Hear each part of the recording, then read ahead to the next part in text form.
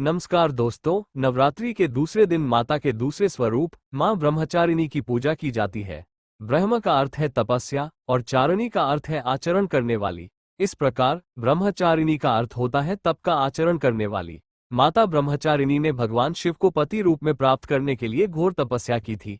इसी तपस्या के कारण उन्हें तपस्चारिणी और ब्रह्मचारिणी नामों से जाना गया। उनका स्वरूप अत्यंत तेजस्वी और भव्य है। वे श्वेत वस्त्र धारण करती है, दाहिने हाथ में जपमाला और बाएं हाथ में कमंडल लिए होती है। उनकी पूजा से साधक का मन स्वाधिष्ठान चक्र में स्थिर होता है। माता सती अपने पिता दक्ष प्रजापति द्वारा भगवान शिव का अपमान सहन न कर पाई और योग अग्नि में स्वयं को भस्म कर लिया। इसके बाद उन्होंने पर्वतराज हिमालय के घर पुत्री रूप में जन्म लिया, जहां उनका नाम पार्वती या शैलपुत्री रखा गया।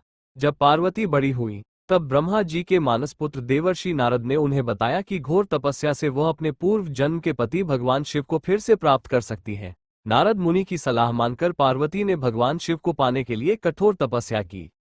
उन्होंने 1000 वर्षों तक केवल फल और फूल खाकर तपस्या की, फिर 100 वर्षों तक सिर्फ साग का सेवन किया। इस कठिन तप के दौरान माता ने खुले आकाश के नीचे बारिश, धूप और ठंड जैसी कड़ी परिस्थितियों का सामना किया। इतनी कठोर तपस्या करने के बाद उन्होंने 3000 वर्षों तक धरती पर गिरे हुए बिल्व पत्रों का सेवन करते हुए भगवान शिव की पूजा की। कुछ समय बाद उन्होंने बिल्व पत्र खाना भी छोड़ दिया और हजारों वर्षों तक बिना कुछ खाए पिए तपस्या जारी रखी। इस कठोर तपस्या के कारण देवी का शरीर बहुत दुबला और कमजोर हो गया। उनकी ये दुर्बल स्थिति देखकर उनकी माता मैना को बहुत दुख हुआ। माता की इस घोर तपस्या को देखकर तीनों लोकों में हलचल मच गई। सभी देवता, ऋषि और पुण्य आत्माएं माता की तपस्या की प्रशंसा करने लगे। अंततः देवी की तपस्या से प्रसन्न होकर ब्रह्मा जी उनके समक्ष प्रकट हुए और बोले, हे देवी, आज तक किसी ने इतनी कठोर तपस्या नहीं की है।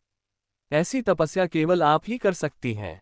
आपकी इस पवित्र और अलौकिक तपस्या की चर्चा चारों दिशाओं में हो रही है। आपकी मनोकामना अवश्य पूरी होगी। आपका विवाह भगवान शिव से ही होगा और वही आपके पति होंगे। अब आप इस तपस्या को समाप्त करें और अपने घर लौट जाएं।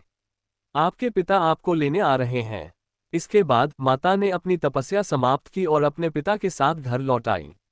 कुछ समय बाद भगवान शिव ने माता पार्वती को अपनी पत्नी के रूप में स्वीकार किया। लंबे समय तक कठोर तपस्या करने के कारण ब्रह्मा जी ने माता पार्वती को ब्रह्मचारिणी नाम दिया। इस दिन विधिपूर्वक मां ब्रह्मचारिणी की पूजा करने से सभी इच्छाएं पूरी होती हैं और विशेष फल की प्राप्ति होती है। उनकी पूजा से त्याग, संयम और सदाचार जैसे गुणों की प्राप्ति होती है। मां ब्रह्मचारिणी की आराधना से व्यक्ति को धैर्य और विजय प्राप्त होती है।